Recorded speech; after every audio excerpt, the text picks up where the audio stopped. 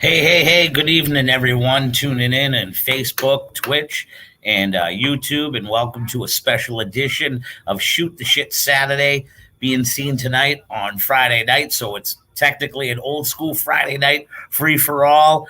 And we're going to have special guests tuning in later on in the program around roughly around 9:15 once he wraps up with his own podcast.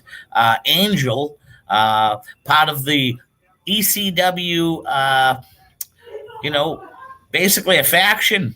The Baldies will be tuning in later on. We'll ask him some questions, and hopefully he'll be able to answer what we need. Without further ado, I'm going to bring in to you first and foremost. I will bring in directly from the sidewalks of Halifax, Nova Scotia, finally off the hospital bed and onto his couch, AJP himself, Mr. Adam Jack Pelly. How you doing? Going? I'm all right, brother. How are you? I'm doing all right. How's things? I'm all right. Those Celtics got to get better, though. I don't know what's going on tonight. I haven't tuned in.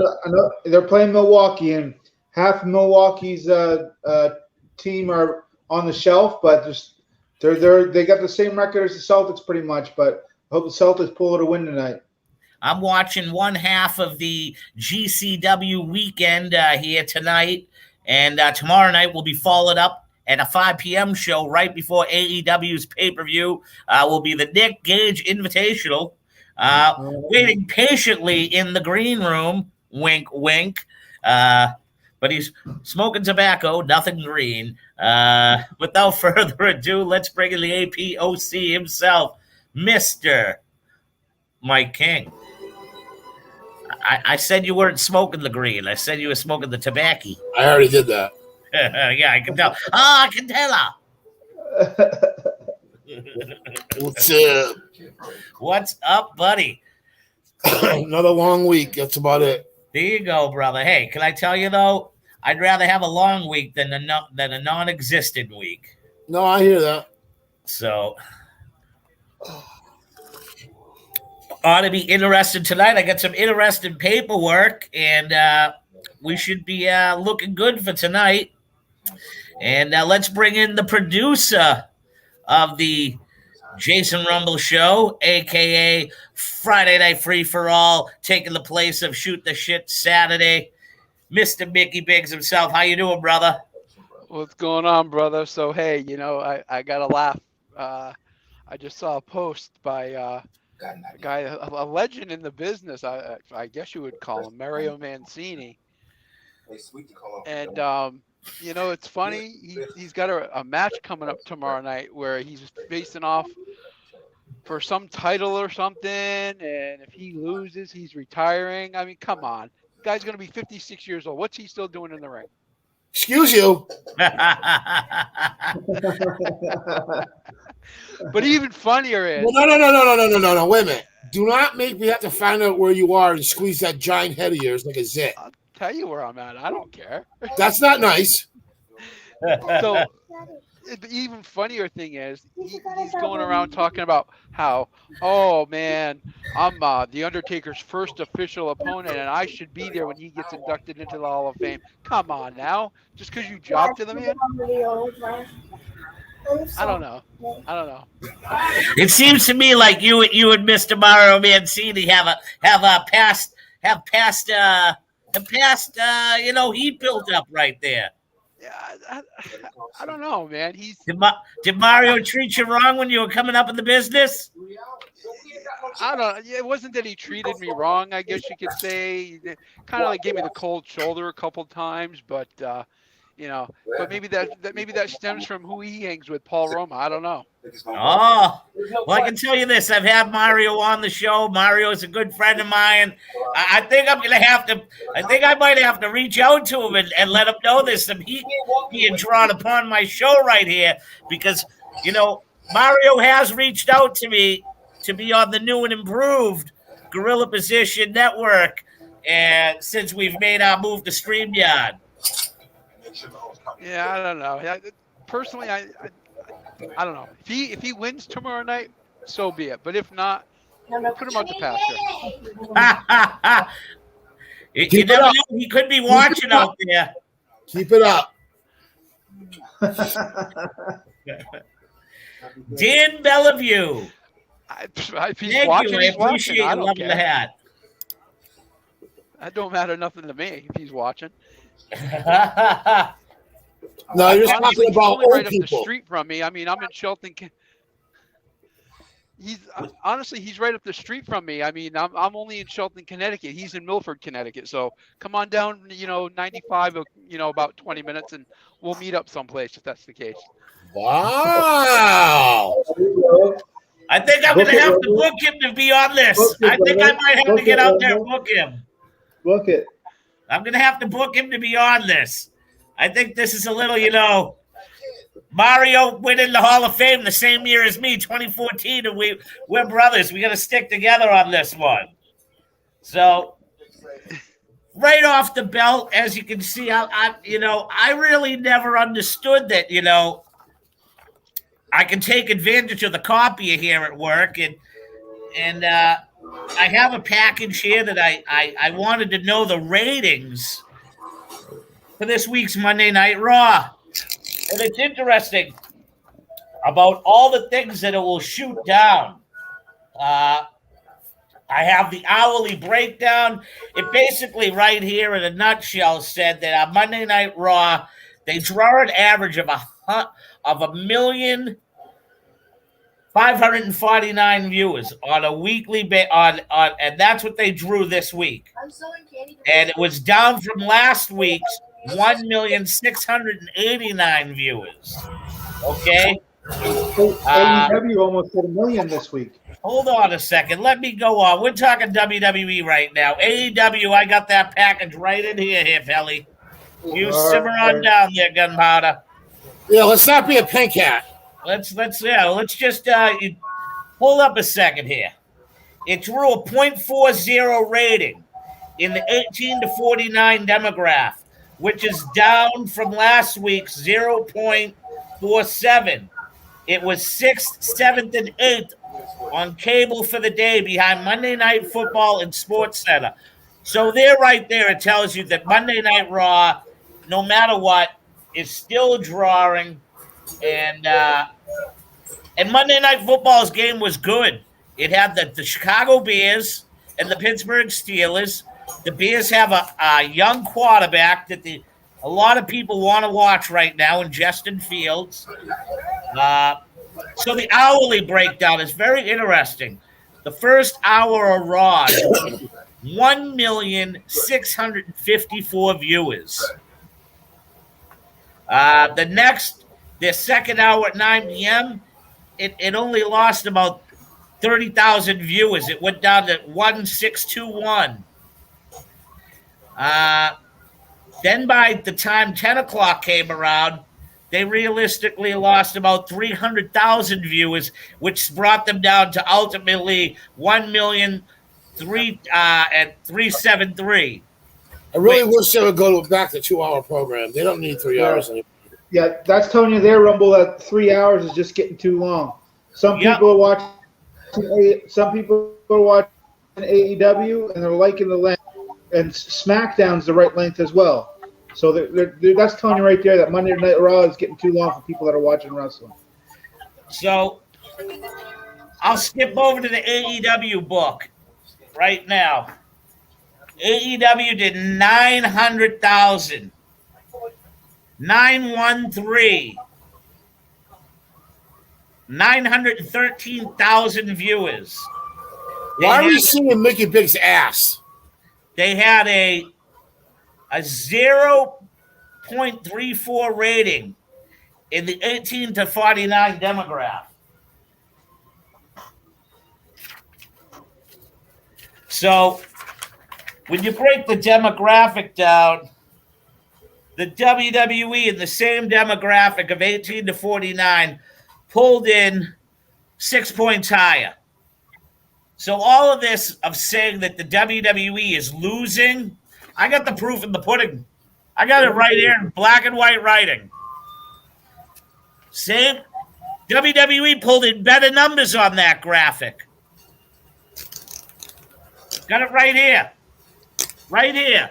I will be pulling these up every week now, regardless if I'm killing 700 more trees when I realize I only need 2 pages, but it's printed out a 20-page report. How does everybody feel about Bray Wyatt not going to AEW? He's I taking don't the know. I movie really- route too. He's taking Can I the tell movie ya? route. He's making movies. I really don't miss him. I really don't. NXT is the weakest report I've seen. Barely pulling in 600,000 viewers.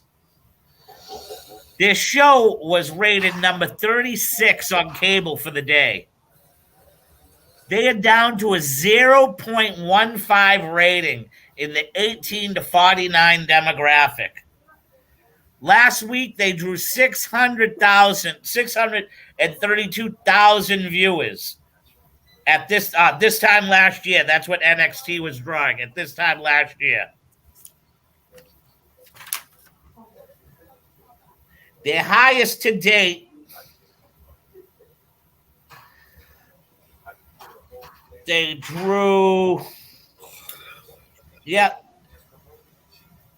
on 09/20/21, they drew 746,000. The week before that, they did 770,000.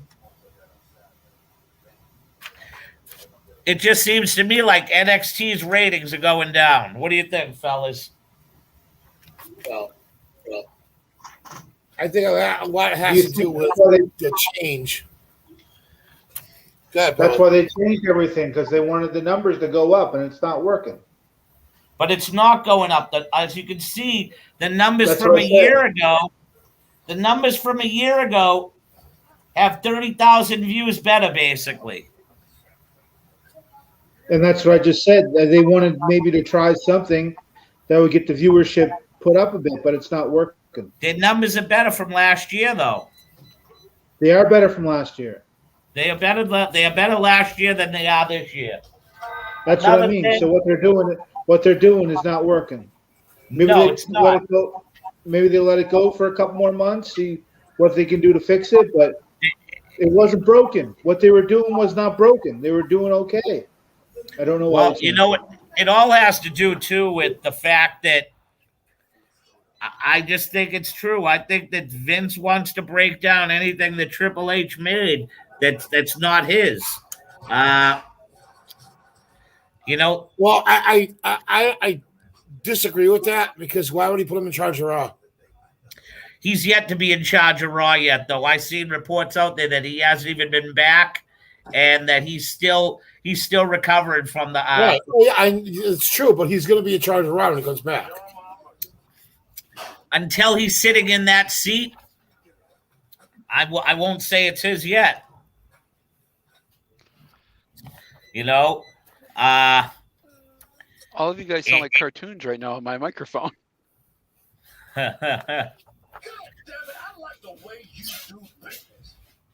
So the pros and cons from Monday Night Raw. Did any of us watch? I watched some of it. I didn't get home till late that night, so I wasn't up too long. Yeah. So let's go over the lineup right here. I don't have to read everything, but the show started off. I thought it was a great tag team match between Styles and Almost with Dirty Dogs Ziggler and Rude. Yeah. Going against Randy, Riddle, and the Street Profits. Seems like Vince is finally starting to do something story-oriented, revolving at least the tag teams, even though it only seems that each brand has 4 to 6 of them. They're getting utilized right now. I like the program they're running with Almost. He should be unbeatable in that ring, but I don't know how they're going to run a storyline if he could be a top guy. I don't think he can cut promos, but for somehow, some way, how are they going to turn this guy into a top guy, him being unbeatable? Should he be beatable down the end? Like like the stuff he was running with Randy Orton or something like that. Like run a program with him and Randy and get Randy to, you know what I mean? Well, I mean, always remember this. If the Big Show could lose and Andre the Giant could lose, why can't Almost? Exactly. Okay, true enough. It's picking when does he lose, Pelly. That's the question. When do they make him lose? They should build him up even more yet before he does lose. Yes. So then we see the return of MVP. Bobby Lashley defeated Dominic Mysterio with Rey Mysterio.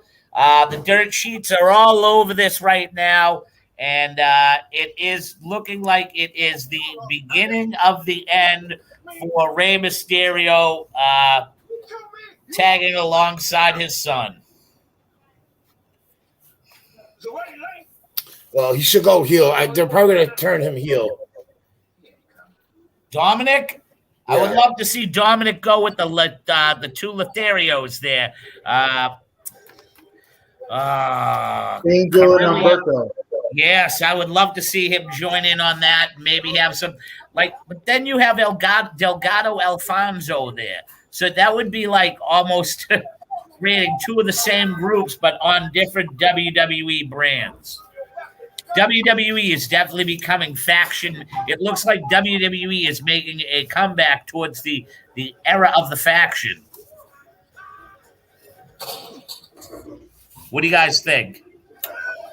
Yeah, I think they should have. I don't think they should kill factions, to be honest with you. Yep. I think they should still have at least one or two. It's kind of sad what they did to Hurt Business, but hopefully with MVP back, they might be able to turn it around. So then you got Big E defeats Chad Gable with Otis. 4-minute, 55-second match. It was a good match, though. It was a good match. But once again, proves Vince McMahon having a vendetta against Shotty G.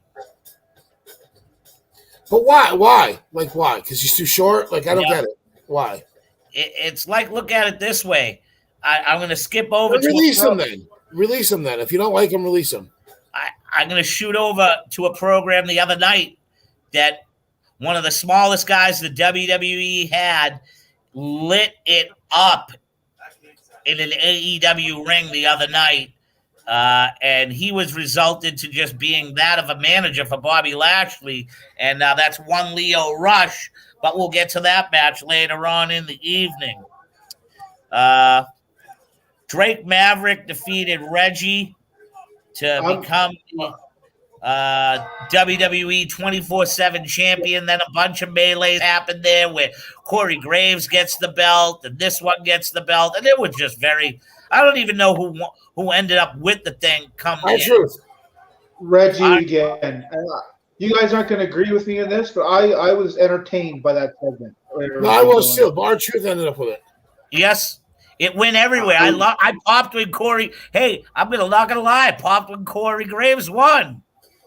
Yeah, I'm thoroughly entertained by that gimmick. I am. Yeah, I thought that was well written. So I'm not gonna complain there. Because the funny thing is they got the whole thing broken down in front of me, and I realistically did not look at it. It says from there, Akira Tozawa beats Maverick. Graves beats Akira. Saxton goes over on Graves. And, and then from there on in, it's not on my paperwork. Gee, thank you very much, computer.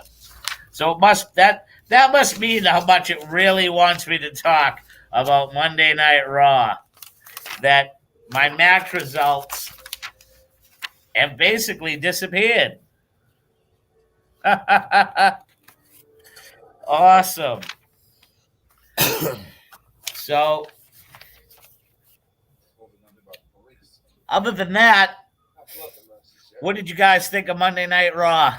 What was the main event? What did I miss? It was Seth Rollins versus Kevin Owens. Kevin Owens turned heel on Big E, which is about time. Yep.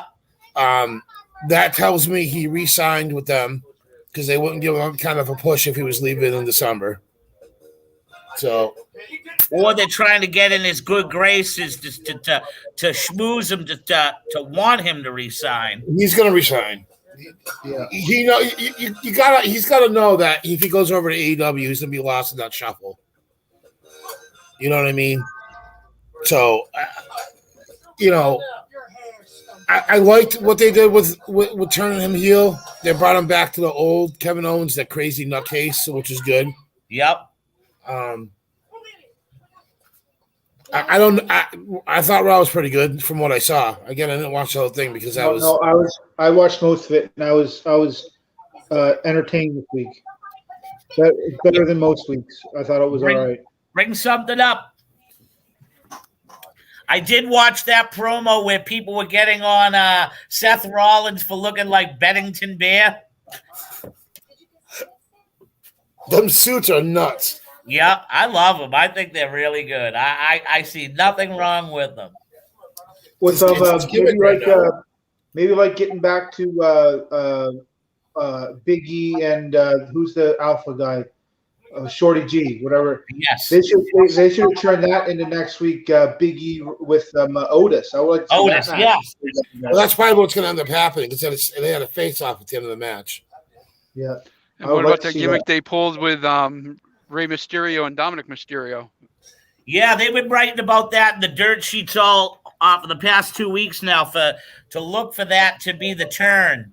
And I had touched about, wouldn't that be good if Dominic went with the other two luchadors that they have right now in Humberto Carrillo and Gaza and formed a faction.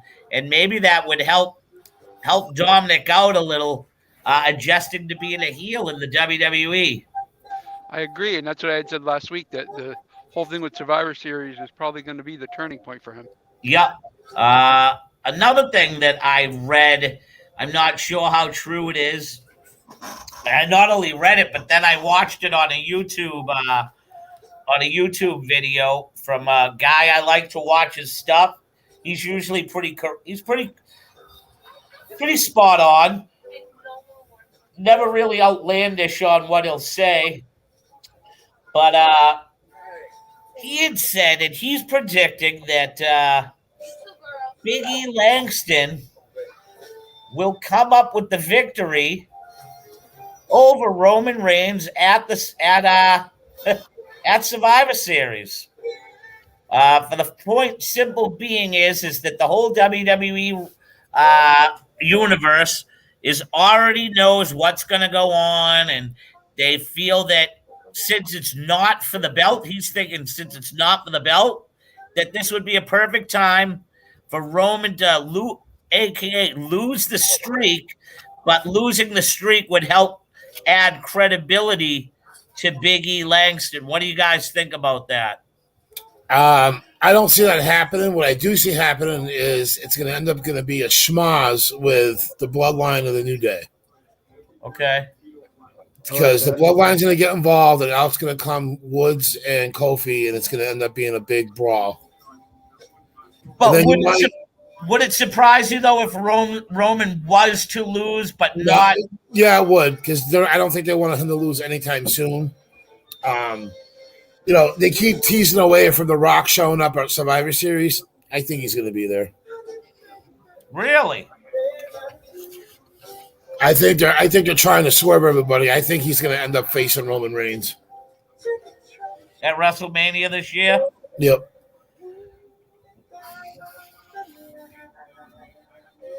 I think they're trying to keep, not really keep up with, but I don't know, stay pace with AEW and their stupidity that they're doing.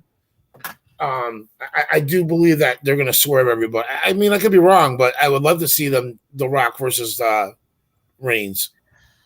How much is that match going to cost the WWE to put on? I don't know. How much do you got to give The Rock to go in that ring? I'm thinking probably $20 million. Yeah. Well, I saw the most highest paid wrestlers this year, and the two were Brock Good Lesnar for and Dolph John Cena. Ziggler. We got to talk about that before I get into NXT.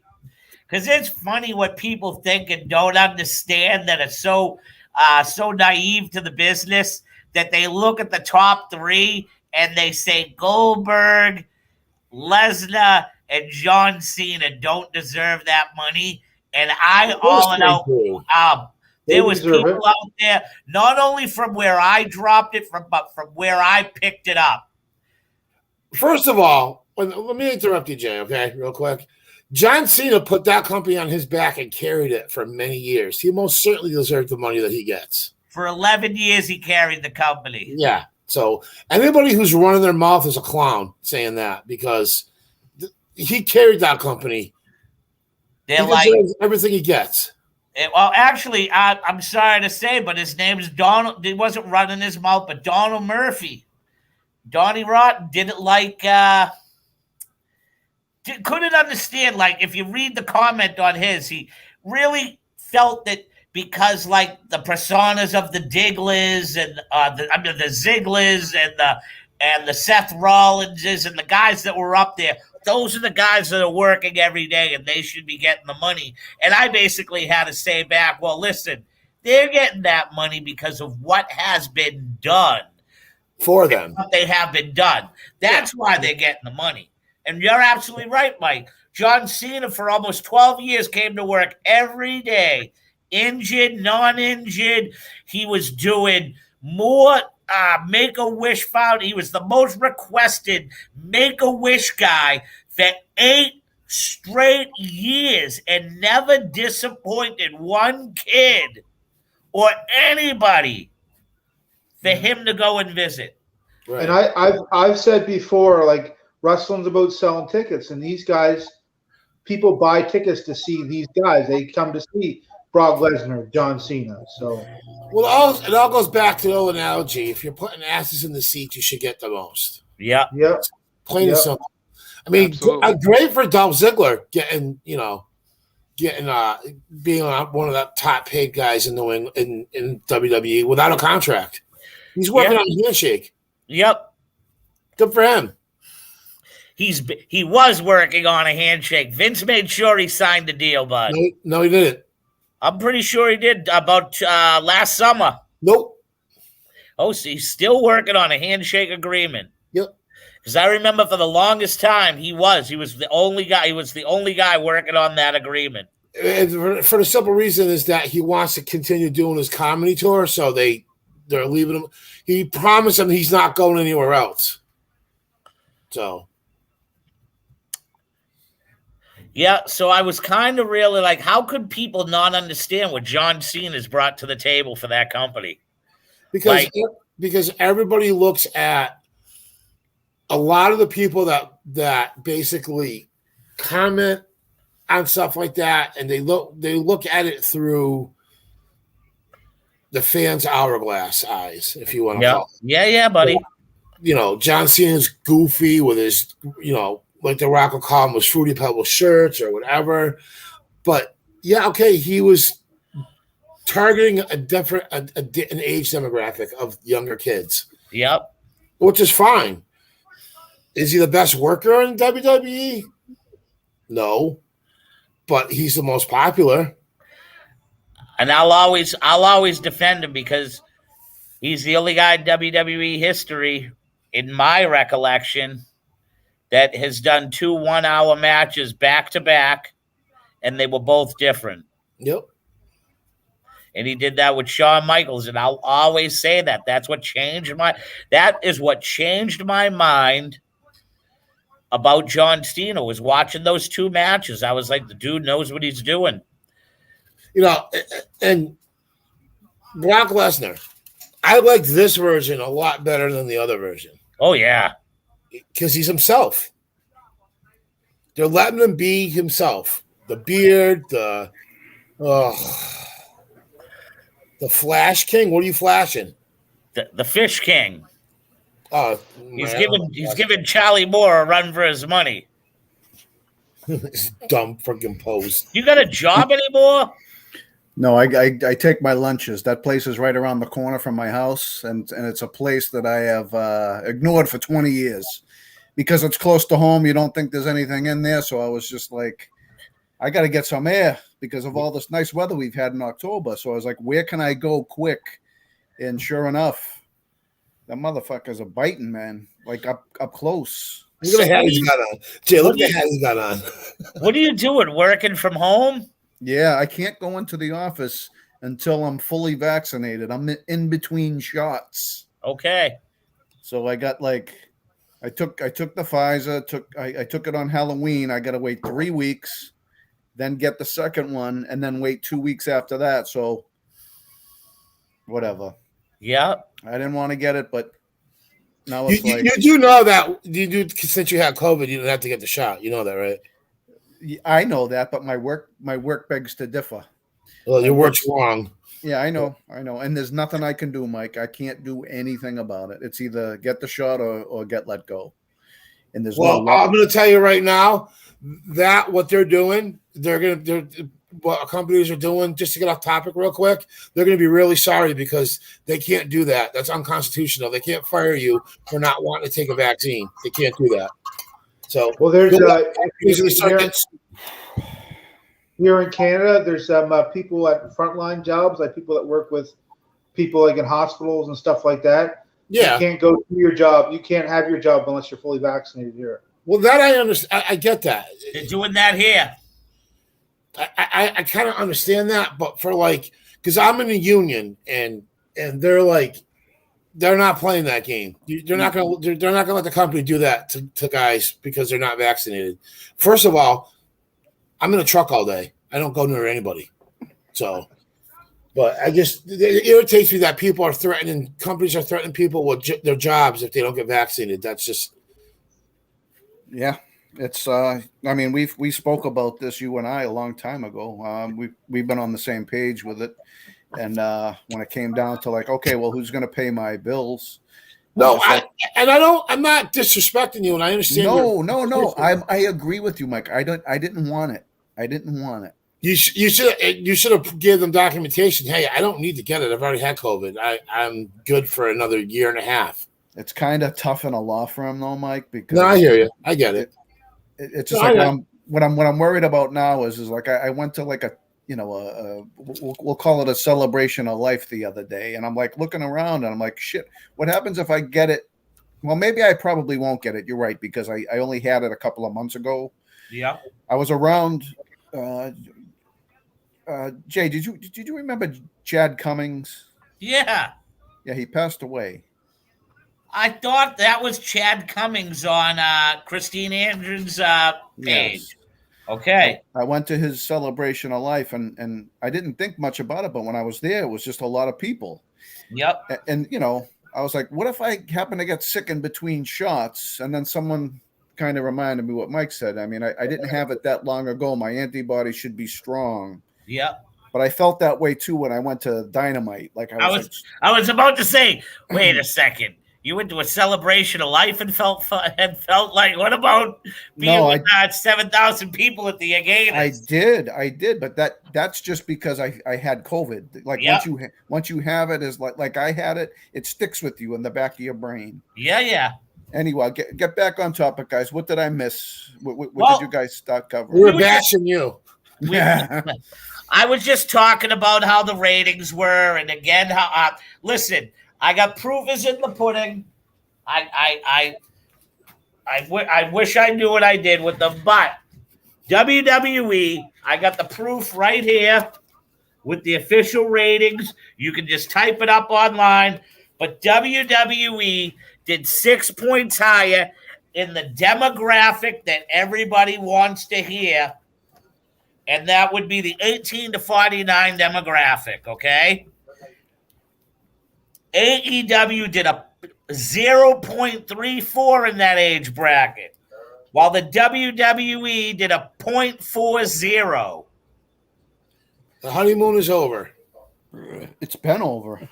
As far as ratings go, I mean, I'm not talking. I'm talking the age demographic rating that everybody's getting about. Right. That Jericho likes to call himself the demo god. Well, they've been losing in that demo for a while. No, listen. I thought the product was good. I thought Dynamite was a decent product on Wednesday, like the Fight Club or whatever they are there with Dan, whatever his name is there. He's a natural. He should have been in the business a long time ago. He's awesome, but funny. his power bomb looked like it was put on at the Baldies High School gymnasium for an indie show put on by Killer Kowalski. Okay, easy with that. Mike, we can say that. I'm sorry, but that's what it looked like. Malden High School, Richard Burns Productions puts on. Well, it's supposed to look like that. He's not a wrestler. It was better than Snoop's Splash. That is true. Yeah, okay. The thing is with Lambert, you know what I mean? It's just like that's a guy you want to see get his comebacks, so he's doing a great job. He's great on the stick. He is right now. real good on the stick. But Jay, just like you're saying, I'm sorry, Sidewalk. I just wanted to close Jay up with saying all of that's true. I agree. Like I still prefer AEW. Like I'm enjoying it better than Raw and SmackDown at this point. But the ratings, what they are, man, AEW cannot touch them, and they need to focus on themselves. It's still a good show. But it's even just the age demographic now rating that's starting to, that people can't say, oh, well, the WWE isn't drawing that 18 to 49 age demographic, which I got the paperwork. I'm looking at it. It told me for the past 4 weeks that the WWE is beating AEW at the demographic which they brag about. No, I know, but and also the AEW stands that are quick to jump on Raw's 1.5 rating, right? AEW still drawing less than that. So what's the point? 913. That was theirs. While the WWE, like I got it right here, the WWE, they were down from last week's 1,689,000 to this week they did 1,549,000. Now, overall, where are all the viewers though? Like overall, like 10 years ago, Raw was 4.5. Buddy, there's other things out there for those people to watch now, man. Some of those people could be long gone and dead. Yeah. You ever think about that? I think just the ratings as a whole, it's just like there's a lot of viewers missing, and it's like WWE, their viewership only went down. 8 p.m. was 1,654,000. Like I'll just go over this again so you can hear it. Then they went to the 9 p.m. was 1,621,000. So they realistically lost about 30,000 viewers right there, which is pig's feed. This is where it gets you, and where we say that it really should just stick to being a 2-hour program. Because at 10 o'clock, they went to 1,373,000. So they lost about 300,000 viewers in that 3 hours. But still, their worst hour still outdrew. Where's my Dynamite book? Still outdrew Dynamite by. If Dynamite did 913,000, so WWE still outdrew them by a lot. Sorry. Go on. Nobody. Sidewalk, I interrupted you. I'm sorry. Go back to where you were. What were you saying there, Sidewalk? So in addition to AEW, I've watched him over the past 3 or 4 weeks now. If he wasn't in WWE, but I'm thinking now, Bryan Danielson is probably one of the best wrestlers of our age. The wrestling he's doing, the striking he's doing, the way he's moving around the ring, the submissions he's applying and everything. I think he's come out of a shell they may have a tiny little shell they put him in WWE. He's doing some of the best wrestling of his career right now. I agree. That Daniel Bryan was never in the WWE. Yeah, and he's elevating the people he's in the ring with. Yes, That's reminiscent of Daniel Bryan from Ring of Honor. Yes. Yeah. That's that's another thing that makes you a great wrestler is what you bring out of the person you're wrestling with. True that, brother. True that. You better be True careful that. though, because he's got to, be careful not to take too many risks. So, I mean, he can be hurt in a second. so let's talk about this. NXT. I thought it was horrible this week.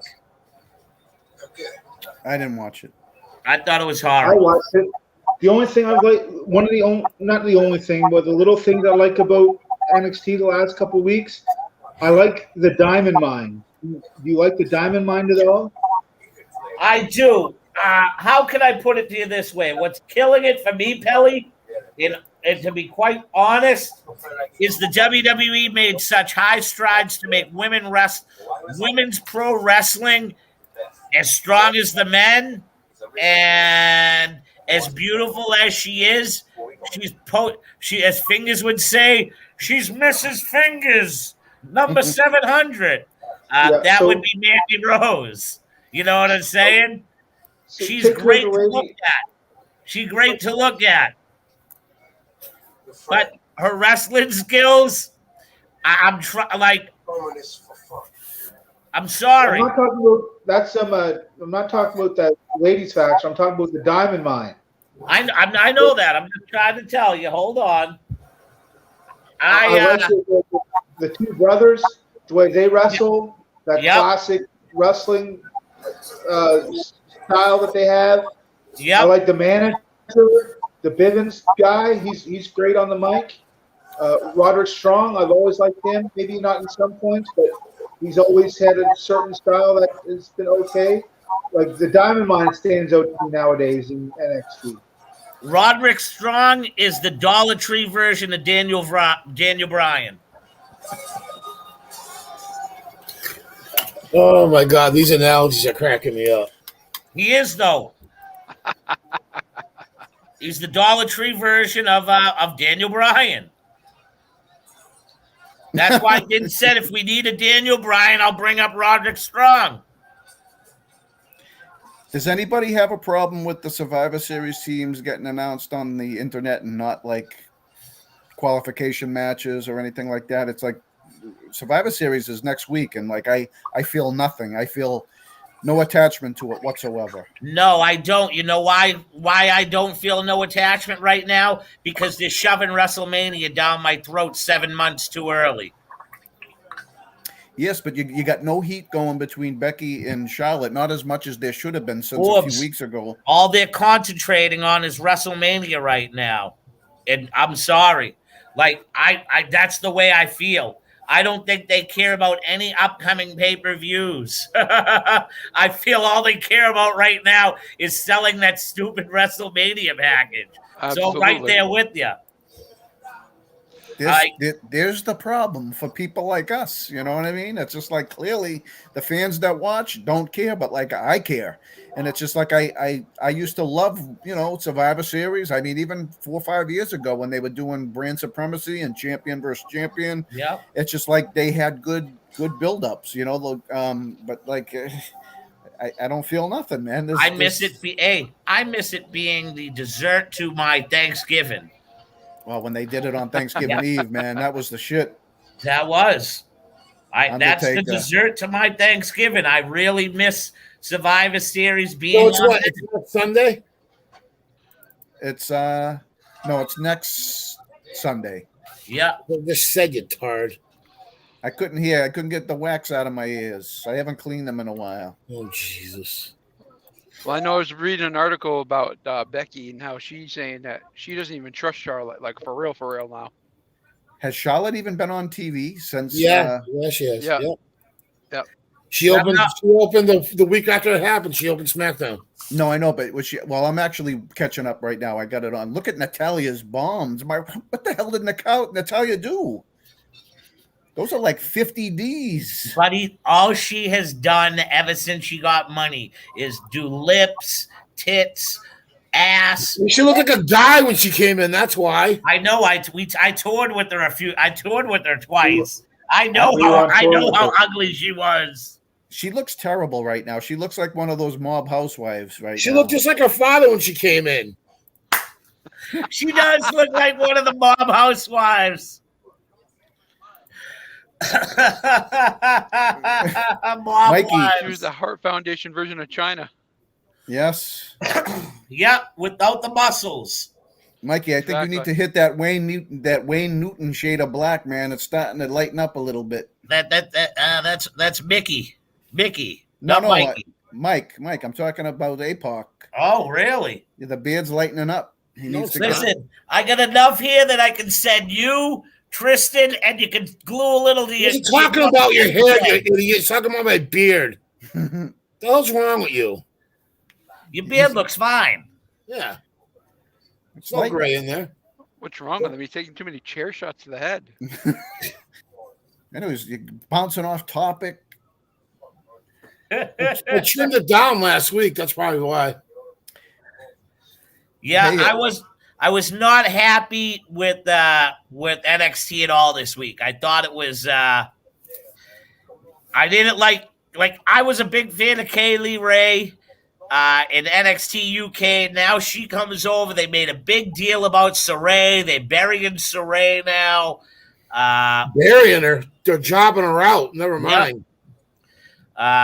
Joe Gacy, I found that was decent against Boa. But here's another guy that you were trying to bring up and make him some demonic type of, Oriental spirit, for crying out loud. And Joe Gacy wins via disqualification. I did not see the Creed brothers versus Jacket Time. I believe I missed the I missed the last half of it. So I'll tell you right now, Carmelo Hayes and Pete Dunne tore it up. Okay. Yeah, that was a great match. Tore it up. That was I'll a go great back. match. I'll watch that match. That's why I'm saying, like, you were not happy with NXT because of the women. That was just part of it. The main event was outstanding. Yeah, the women in NXT is starting to make a backwards movement. I wouldn't go that far. Well, I'm they sorry. released one of Back, but not a they backwards released movement. one of their greatest, the best women wrestlers in Ember Moon. Ember Moon was one of their top talents. You got rid of her. Yeah. I think a lot of these women they're getting rid of because there's no room for them. And I'm a firm believer at the reason why they're getting rid of a lot of these other people is they're not doing nearly as much touring. And they look at it this way. They only have 5 hours a week. They have 3 hours on Monday, 2 hours on a Friday. NXT is set all to itself with 2 hours.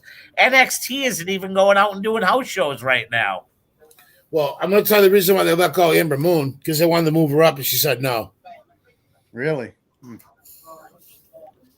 I liked seeing Gargano and my boy Dexter team, and that was an interesting dynamic. I enjoyed that.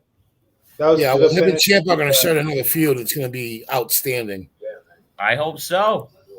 I'm opting tonight. I'm watching a little bit of GCW right now. Matt Cardona is out in the ring, and the main event for tonight is Matt Cardona versus I'd like to say I believe it's Chris Sabin for the GCW card tonight. Von Wagner is on SmackDown. What? Yeah. Interesting. Yeah, he's with the new heel Adam Pearce, who wants nothing more for Raw to win after humiliating Dominic, but yet he's also it's setting up as I don't know. He's general manager of both. I don't know why Von Wagner's here, but he's like as muscle to Adam Pearce. Oh, really? Yeah. Well, good, because he doesn't look right with Kyle O'Reilly. Looks like Buffalo Bill. Him and Kyle O'Reilly together just looks like such an odd team. You might see Kyle O'Reilly go. Yeah, they're saying Yeah, his contract's up soon too. Yep. And they were teasing the era thing, the disputed the era Yeah, thing in no, Apollo. that's just AEW being stupid, taking shots at WWE yet again. You saw that, did you, Mike? Yeah, I saw that. You know, I agree, and they need to focus more on like what Kingston and Punk are doing. Like that stuff is good. Okay, well, all right. First of all, let's talk about Kingston and Punk, because a lot of people, namely Dirt Sheet Radio, said that's how you build a long-term story.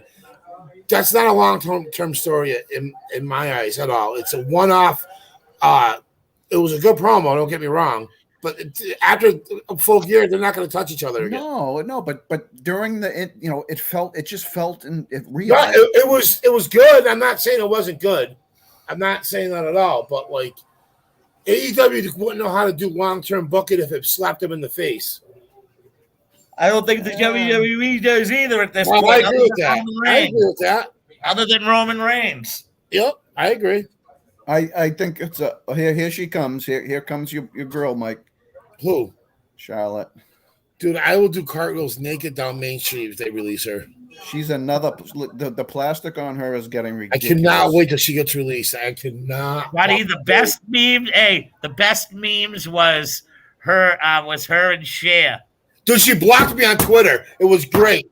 She made a comment, and I go, "You're the shit. You should have been released a long time ago." Blocked. That meme, Jay, that was photoshopped. It was photoshopped, but she does look like her. Yes, she does look like Cher. Thing is like she's only what 30, 35. Cher was, she's 75. So And the funny thing is she always said she didn't like being a pretty girl and this, that, and the other. It's funny how these girls who just wanted to be tomboys all of a sudden go wild on all this makeup stuff. I am shocked at what I've seen with Natalya. I had no idea that those changes were that drastic. Oh my God. Like if she falls forward, she's going to pop those things. Yep. That happened to Charlotte. For a long time. That's why she had him taken down. What was that, Mickey? For a long time, Natalya and Beth Phoenix looked a lot alike too. Yes, they did. Yes, they did. Hey, you guys will think I'm crazy, but I thought Natty was pretty way back when. I thought she was naturally pretty. That explains a lot about you right there. Just saying what you just said explains a lot. Come on, I'm a simple man. I don't like the fake. I just never. He wanted Ruby Soho to be Mrs. Fingers. The bird? No, I don't want the bird. And she better not win that TBS title. That belongs to Statlander. Greenlander? Yes. She's got a good little gimmick, but I still think she's very indie green. Who? Chris Statlander. I think from her, she, like you said, indie greens because she blew her knee out. Yep. She was making good strides before she blew her knee out. Yeah. That's what I would say, yeah. But the thing of it is, a lot of them, except for the guys that came over from WWE, are indie greens still. Like, if you take out if you take out the Daniel Bryansons, you take out CM Punk, you take out Miro and Eldridis, you have an indie fed. You have a super indie fed on TBS or TNT. But I will say this, action-wise, the matches on AEW Dynamite this week were real good. And we'll get into AEW right now because within probably the next 15 minutes, our guest this evening should be popping into the studio. ECW's own, the member of the Baldies, Angel, will be joining us shortly. So the show kicks off with the American Dragon Bryan Danielson against a man that I faced. Mr. Rocky Romero. I faced Rocky Romero when he was the Black Tiger, and he beat me for the NWA World Junior Heavyweight Championship. I thought this was a great match. Romero and Danielson lit it up, man. Another, this is stuff I'd never seen from Bryan Danielson, a.k.a. Daniel Bryan, when he was part of the WWE. Yeah. What'd you guys think of that match if you got to watch it? I did not get to watch it. I was working till 9:00 at night on Wednesday, so yeah, that didn't happen. Yeah. Great match. I'm just I agree with what I said earlier. He's wrestling like he came out of his shell out of WWE, and he brought the best. He brought the best out of Rock and Romero, and in a sense, Rock and Romero kind of brought the best out of Daniel Bryan too. It was like a great connection of styles. I thought it was a great match. So they have history, right? So I'm going to make a comment, and I probably get shit for it, but I don't care. So if you look at AEW, right, and you compare them to Ring of Honor back in the day when they were like Ring of Honor was starting to make a lot of noise. They have that, like Daniel Bryan basically went back to his Ring of Honor days wrestling. Yep. You got WWE and AEW are totally two different animals. I know that. Okay. So, yes, the wrestling's great. Like I said, I don't have a problem with the in-ring action. It's just all the other extra stuff that they're trying to do. Taking shots at WWE every week and this and that. Like, just worry about your product right now. At first, I didn't mind it, but now I do. Now it's time. The honeymoon's over. Just worry about, improving their product. And how much more can they get on CM Punk's balls? That's what I want to know. He needs to take a break. You think? He's been away for 8 years. He's got to take a break. He's away for 7 years, and I'm already sick of him.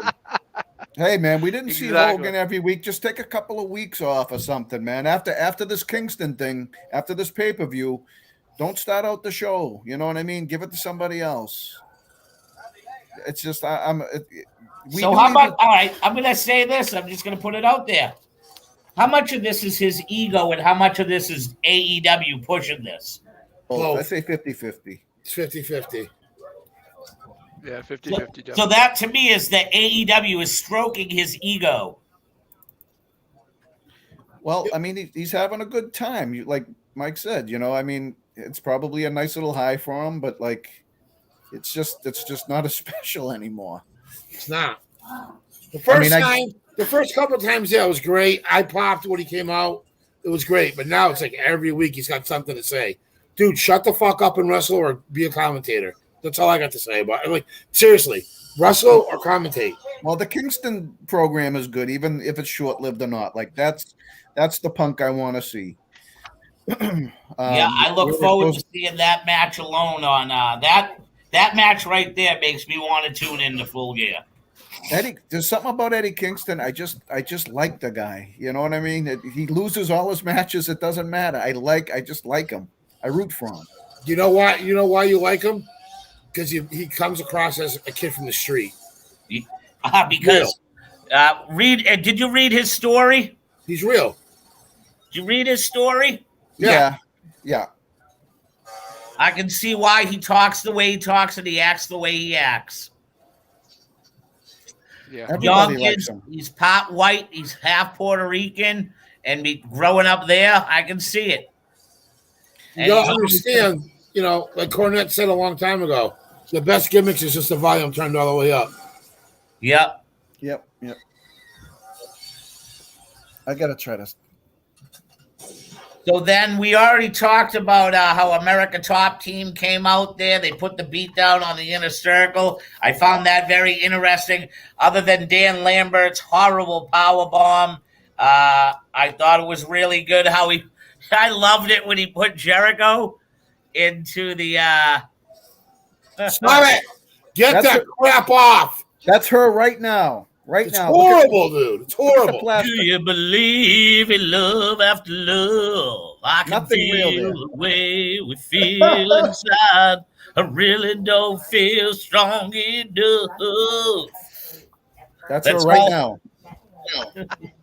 Go ahead. Sorry. Go ahead. It's all right.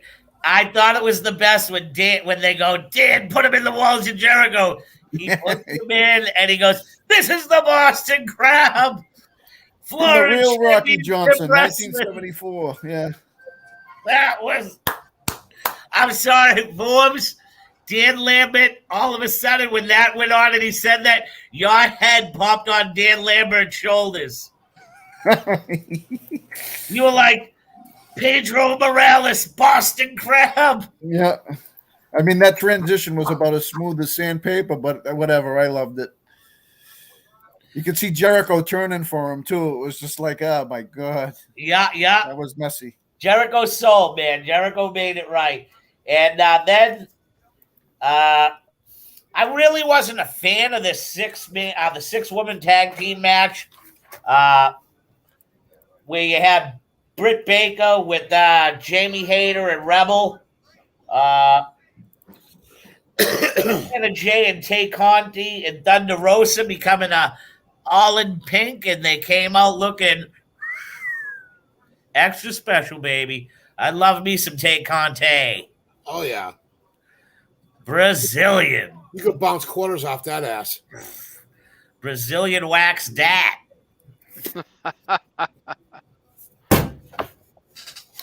I thought the match of the show was what's his face from FTR and Pac. Yes, that was a good match. Oh, yes. Man, he can work, man. And I'll just say it. Platinum Max Caster, his rhymes are awesome. Yes, they. That was. I rewound it and I listened to the rap like a half a dozen times. Bing dong, ding dong, ding dong, ding. I love that. Yo. Did you hear the one he put on Daniel Bryan last week? The Daniel Bryan one was real good. Yes. You put you out of business like your father-in-law. Yeah.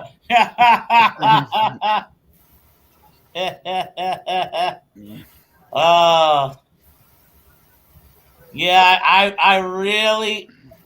I thought that match was really good.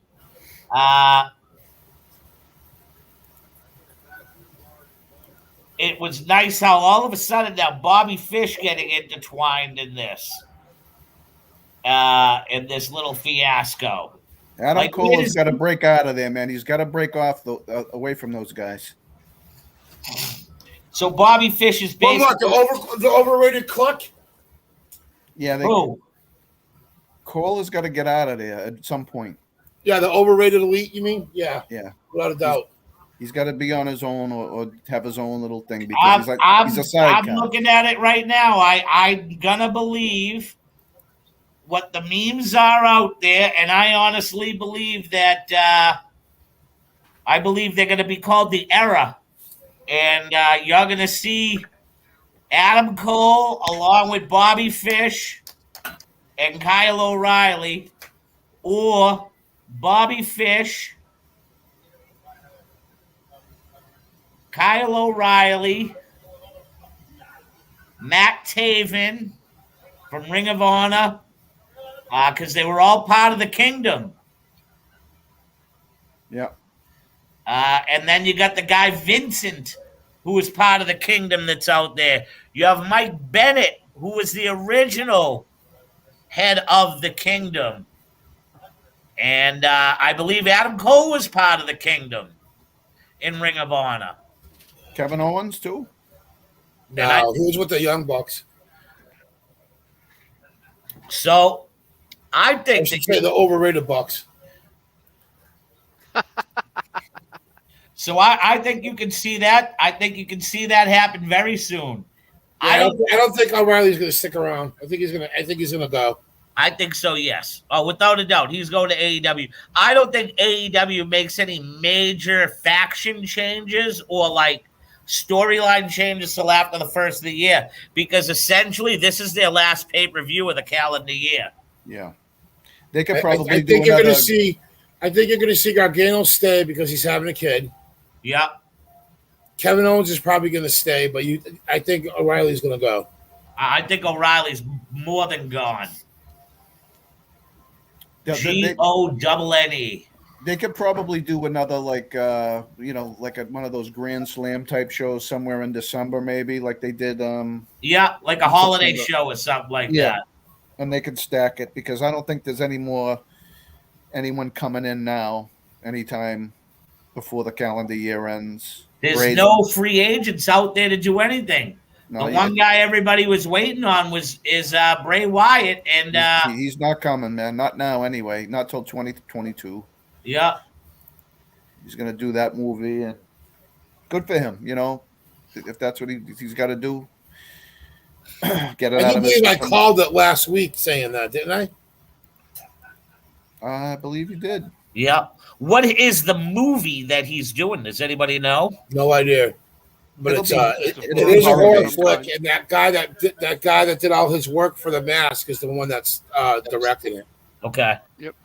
Now, the guy who made his mask now, does he have ownership of, say, the Fiend type character since he created it? Nope, No. Okay, absolutely not. but they could do something similar.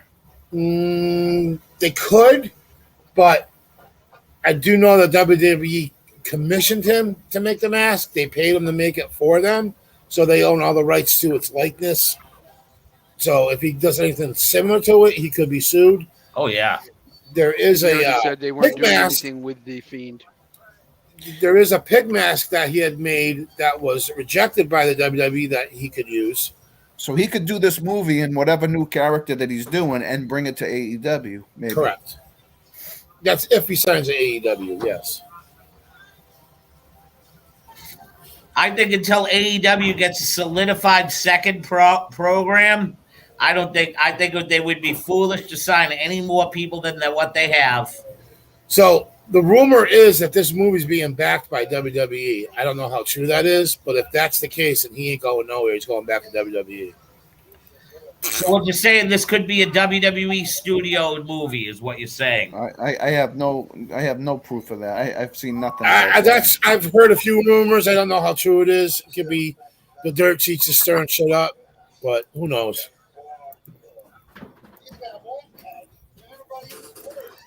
I just want to see the guy wrestle again because I like his gimmicks. Yeah.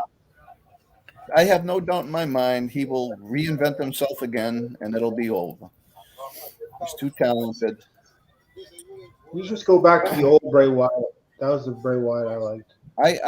I would like to see that, but like if you don't realize that like his hair is like almost all fake. Those are all extensions. He's got about 6 pieces of hair he ties all those dreads to.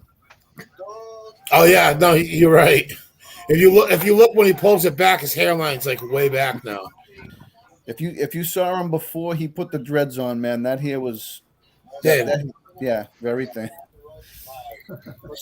I mean, Hogan had to put extensions on the back of his crown because like even that got thin. Hogan has a hairpiece sewn into his bandanas. Like Bret Michaels. His bandana is loaded with hair. That's crazy, man.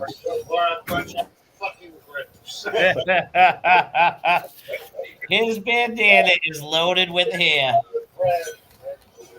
So, Hey, man, the hair is important, man. I mean, look at Kane. When Kane came back with the mask, they had to put hair on that mask. yes, they did. Just didn't Yes, work. they did. So hopefully, momentarily, Angel from the Baldies will be joining us. Any predictions? You want to close up with some prediction? I think it's Hangman's time. It's time for Hangman to win that title. I say no. I seen memes today. Okada could be on his way to AEW, and I think that Why does Omega need a title to wrestle him? I think Okada takes it. I think AEW wants to go over to Japan. Well, I'm going to tell you right now, Adam Page's contract is coming up real quick with AEW. So if he doesn't win the title, he's gone. I thought he resigned. No, okay. It's Hangman's time. It has to be. I agree. I agree with you, Forbes. But hear me out. Even if it's a short run, I mean, just it's his time. Go ahead. I think Kenny Omega without the belt, with matches against like the Daniel Bryans, and if Okada comes, I think him without the belt is absolutely like it's worthless. I disagree. Like, how do you not appreciate a good clinic? Like, a belt doesn't have to be there. Like, put the title on Page, and that just kind of elevates Page and whoever Yeah, he's I wrestling. hear you. I guess is I'm being a fanboy right now. So No, I and guess that's cool. me, It's I kind of like guess when we were younger. Like, Andre didn't need a title because he was his own attraction. But yes. But no, well, wait a second. No, it's because Vince McMahon Sr. said that nobody should ever beat Andre the Giant. Not that had nothing to do with that. And back in the day, Andre was an attraction. He worked all the territories. He was with Vince. He'd be with Crockett Promotions. He was everywhere. He was just highlighted in the WWE in the 80s and was exclusive. But up until 83, 84, Andre Right. was everywhere. Yeah. And wherever Andre went, he was never defeated. Wherever Andre went, it was always a handicap match. Yeah. Other than a few feuds with like Ivan Koloff or Killer Khan, the late great Angelo King Kong Mosca. Those matches were tentatively fought. Like most of his matches were battle royals or 3-on-1s. Andre, if you go through the annals of time, you will find it's because it's not recorded, like it's not official, but Andre beat Bockwinkel for the AWA title for about like 10 seconds, and then it was somehow like reversed. It was kind of like the schmoz when he won the WWE title. I think I got it in one of the magazines down there. Hulk Hogan did it too. I have the magazine. Yeah. I don't know where it is, but I had it, and it was Hulk Hogan on the front. It says Hulk Hogan wins the AWA World Title. I remember, and they took the belt away from him. Now, listen, Vern Gagne's biggest failure was giving Hulk Hogan to the WWE after he came off the Rocky thing. For Vern Gagne to go, I don't know what I'm going to do with him. Vince is like, okay. Vern got out of touch quick, man. It was just like, and now Vince is getting there. But Vern wasn't as old. No. Going back to King Kong. What I remember vividly, he attacked Pat Patterson on the Saturday morning with a water pitcher. Okay. It was awesome. He was a brute, man. Go ahead, Pelly. I kind of agree with Rumble. I'd like to see title versus title because you got one side of the world where your champion's going at it, and you got the other side of the world where their champion's going at it. I think that'd sell more tickets, it'd sell more pay-per-view buys, it'll fill the stadium even more. Yeah, but you know what? The next big pay-per-view after that is what? All Out again? I believe so. Give it to Hangman. Have Kenny win it back. I'd love to see Tokyo Dome, Okada versus Omega, AEW World Champ versus New Japan World Champion. That's what I'm getting at, yeah. It'd sell tickets. It would sell tickets. Best 2 out of 3, and you decide, like, say if it goes one fall to one fall, they decide what country the determining fall happens in. That'd be cool. Yeah. Back in the day, like one of the best all time, and I mimicked this series with Bo Douglas, and you filmed it there, Mr. James Forbes. The night Snooker was there when I jumped off the top of the balcony, and me and Bo Douglas were doing a best of 5 series, and I stole that idea from when I used to watch NWA wrestling, and it was the best of 7, and it was Magnum TA and Nikita Koloff, and it was one of my favorites as a kid. And I said, if I ever had a chance to do this in pro wrestling, which I never thought I would, and I owned my own company, so I said, you know what? I'm going to do this, and I did it with Bo Douglas. Here it is. Connecticut. I remember that. Look, here it is. No, this is right. This is from World Gym right in Oh yeah. in Look, in where's Woburn. it Remember going? Walter was sitting up on the balcony? Yeah. I'm Oh And yeah.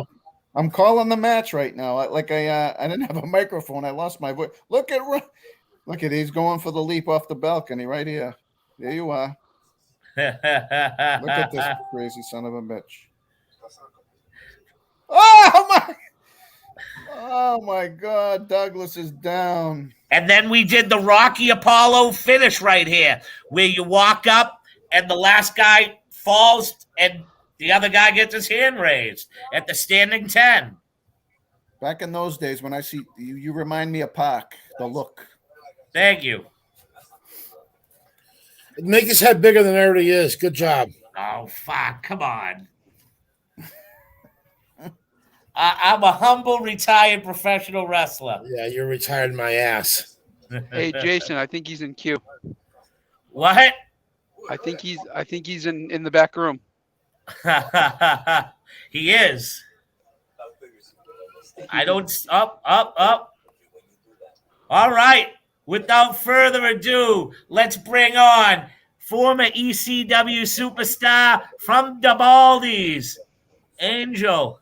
Yo, what's going on, fellas? What's going Angel, on, what's man? up, my brother from another mother? What's up, baby? What you doing?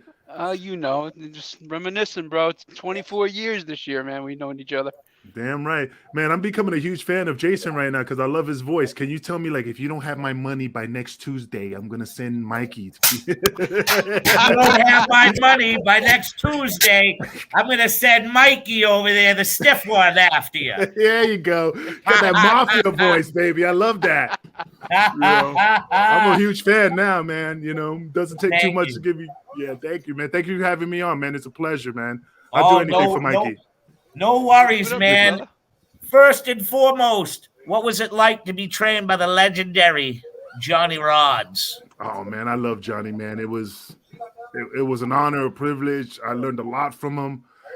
He's like my dad, bro. You know, he made me who I am today. I mean, from Devon to Taz to Tommy Dreamer, everybody that was in Gleason's at the time when Johnny Rods actually got in the ring and wrestled you hands on. I mean, you can't get any better with the legendary Johnny Rods in the ring with you. I mean, he still helps people now, but of course, you know, as the years go on, you can't do the things that you used to do. So, yeah, he has a lot of talented guys at the gym, but at that time, man, when he got in there and stretched you and taught you the rules and how to, it's just a different feeling, man. You know what I mean? Oh, me and Mike know what you mean from Killer Kowalski all too well. Yeah. I'm only met Killer Kowalski once, man. Really nice guy, you know, and stuff. I didn't want him to rip my ear off, though. Yeah. People either. Great. You know. When was your first professional debut match? Oh man, I think it was Tito Torres. There was a promoter in New York City called Tito Torres. He used to run some promotions out there, and I was under the hood. I was in like, you know, Angel. I was I was real skinny at the time. So I mean, that was my real pro wrestling debut. But nobody knew it was me because I was under a yellow mask and you know I was on some cheap ass singlet and real skinny. I mean, it was horrible. It was horrible. But that was my first appearance in the square circle. You know. And then fast forward to LIWF, the Dog Pound. What year would that be? Well, the Dog Pound. I mean, it's just because those are my homeboys. You know, Homicide. You know, Loki and all them. I used to go down and just kick it with them and just work out with them. I mean, I just made appearances. I mean, my heart was always with Gleason's, but since they always say, hey, stop by, hang out, Peppy, you know, just chill with us, man.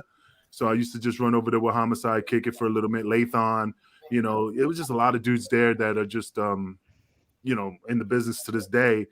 But I always kept a close connection with them. So, yeah, I just love going to the LIWF Doghouse. Yeah. That's how you and I met, man. LIWF. Yeah, man. Yeah, man, absolutely. Man, you know, it's so weird that he's gone now, man. You know. I know. It's crazy. Used to work at 4-1s, you know, the cab company. That dude was Bobby mafioso. Lombardi. Yeah, Bobby Lombardi, the guy that used to run the Dog Pound. he was a stereotypical, like stereotype Italian. He used to wear the running suit. Yep. The velvet running suit and shit. I mean, the gold chain. I'm not making fun of him. He was legitimately like rocking it, and I'm like, man. He was part of the Sopranos before the Sopranos. Yeah. I loved him, man. He was a good dude. Really took care of me. But I always wondered if he was always connected, man. I mean, for some form of fashion. Because, I had my share of velvet jogging suits. I love them. The crushed velour. Yeah. You ever knew that story about I don't want to put his. There was one of the guys from LIWF. I don't want to put his name out there because it's kind of personal. But he borrowed some money from the mob, and because we were supposed to hook up one day, like we were supposed to hook up. Hey, let's hang out tomorrow, man. Let's do lunch or some shit. Yeah, call me, And then when I called him, he never picked up. I'm like, yeah, what the fuck is he? And he fucking fell off the face of the earth, like literally fell off the face of the earth. so like SpongeBob 4 years later, fucking, I get a fucking phone call like 2 a.m. And he's like, hey, man, it's me. And I'm like, what the fuck, man? Where you been, man? You just fucking disappeared. He goes, well, man, I borrowed some money. And when I went home that night after I left you, man, they were waiting for me in front of my house. And it was a fucking car chase. And I had to go through the fucking Lincoln Tunnel and go straight to my sister's house in Colorado. And then Bobby fucking squashed it and made him come back to work at 4-1s to pay off his debt. Oh, wow. True story. That's how it happens. That's true of that. Yeah, man. It was just funny, man. It's just like, really? You got to pay off the debt, as long as they don't touch him, he paid off his debt. What was it like working with Tony DeVito as your tag team partner?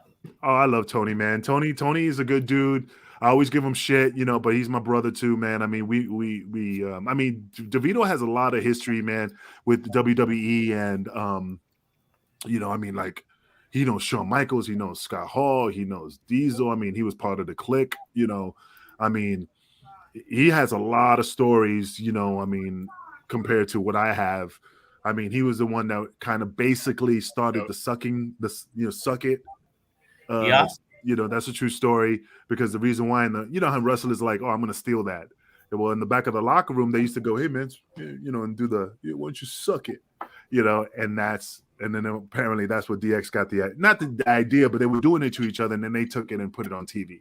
So, but DeVito was the one that kind of kicked it off. But I love DeVito, man. He's my partner. I always do anything for him. It was an honor working with him as the Baldies. I wish we would have done some more, took it to another level. And is Pelly alive, man? That dude has not moved ever since I got on. Oh, okay. Just making sure. I was like, you're lucky that you didn't see him in his golden bed that he was in for 6 months. Oh, he was bedridden, Sam, instead of sidewalk, Sam. I'm enjoying this because when I got sick with schizophrenia when I was 19, and I couldn't watch television at all. But the only thing I could watch, I think it was 10 o'clock on Friday or Saturday nights on TNN, was ECW wrestling. It's the only thing I could watch. And now listen to somebody talk about ECW and stuff. This is great. I'm enjoying it thoroughly. Oh, no problem. I just was like, man, is he frozen? I mean, I was like, just wanted to make sure you were there, man. Get you involved. Andrew, what do you think of the role that Paul Heyman's doing right now? Last time I saw Paul, I mean, he's making money, man, killing it in WWE, man. Last time I saw him, he came to Kansas City. It's just so funny that when I saw him, I love Paul. Don't get me wrong, but the stories about the checks bouncing, yeah, it's a joke. I mean, like a joke, like you just got to laugh it off and just use it as a prop. But I mean, Paul done a lot for me. I mean, he made me who I am. He gave me the opportunity that Vince didn't. Other companies wouldn't have given me. I owe him a lot. I mean, yeah, I give him shit for the bounce check stories and all the other stories. I mean, it's entertainment. But when I saw him, he gave me a hug. He, hey, how you doing? Gave me, did all the things. But then he's like, security, get that motherfucker out of here. Just kidding. But like I said, man, I mean, we're not. Like I said, Paul is a great guy. He's a great mind in wrestling. But you just got to take everything he said with a grain of salt.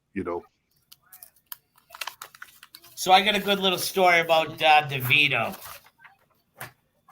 Oh boy. What is it? All right. So one night I was working for EWA Tony Atlas up in Maine. Okay. And DeVito ended up bringing the canvas for Atlas to use. And my match was a hardcore match. and I ripped his canvas. And what happened? He wanted to kill me. He cut a promo. Oh, he wanted to kill me.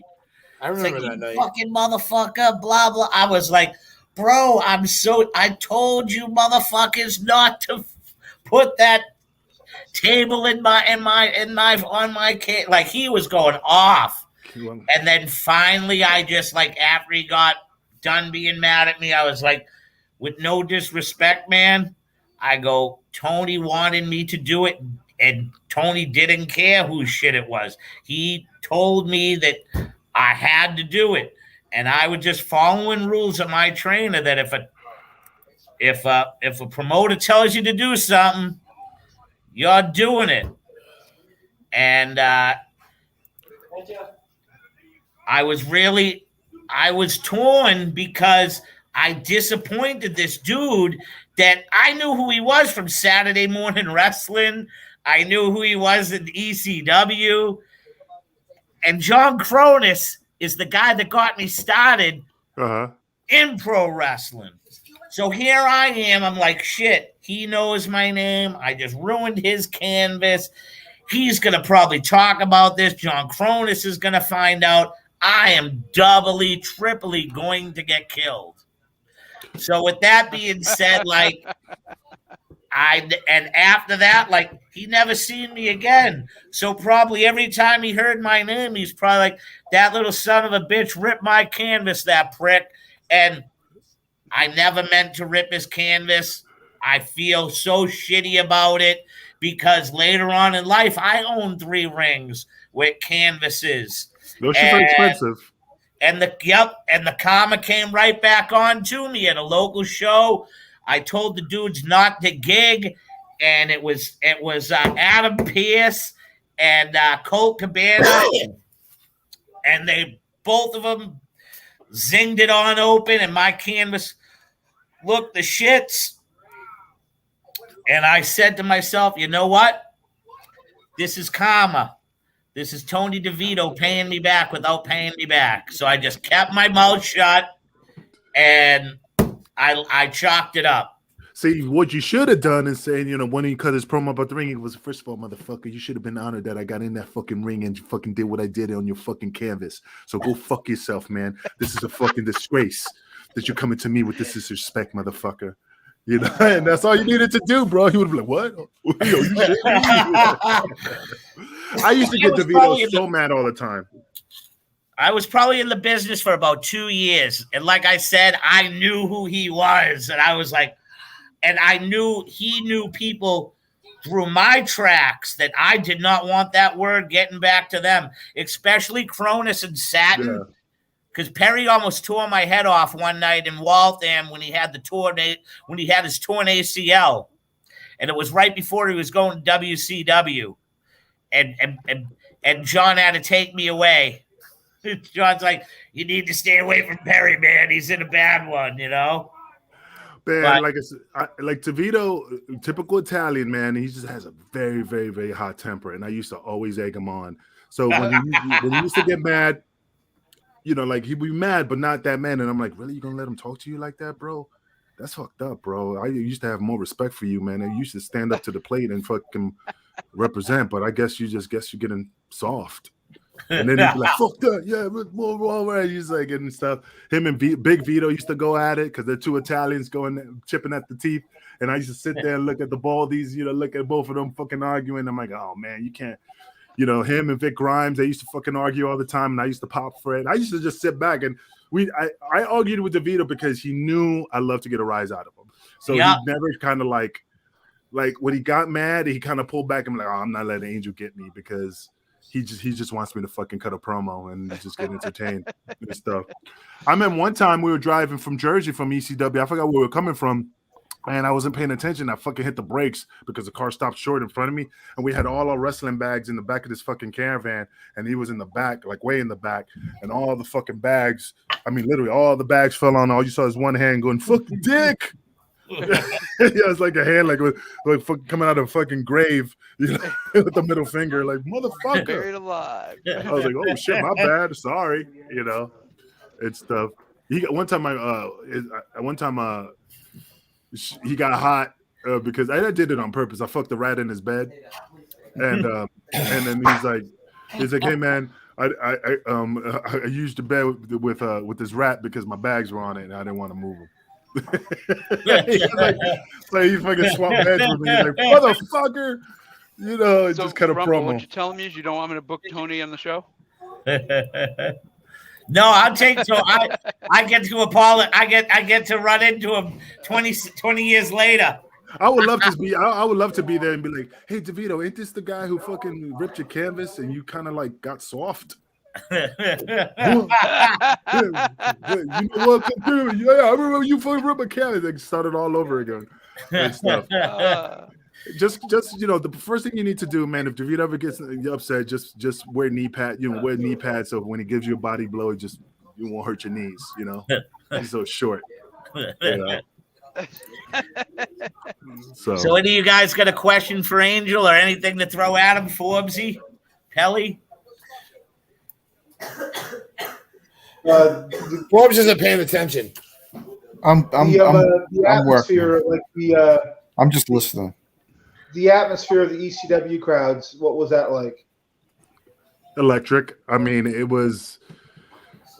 it's an experience that you have to feel. It's the energy that arena used to just come alive. I mean, there's no place else. I mean, you know, like if you go to the Garden, you know, that's another experience. Now you're looking around and saying, "Wow, I'm in the fucking Garden," you know. But when you're in the ECW arena, it's the same feeling, man. It's just the fans tell you if you fucked up, the fans will either accept you or don't accept you.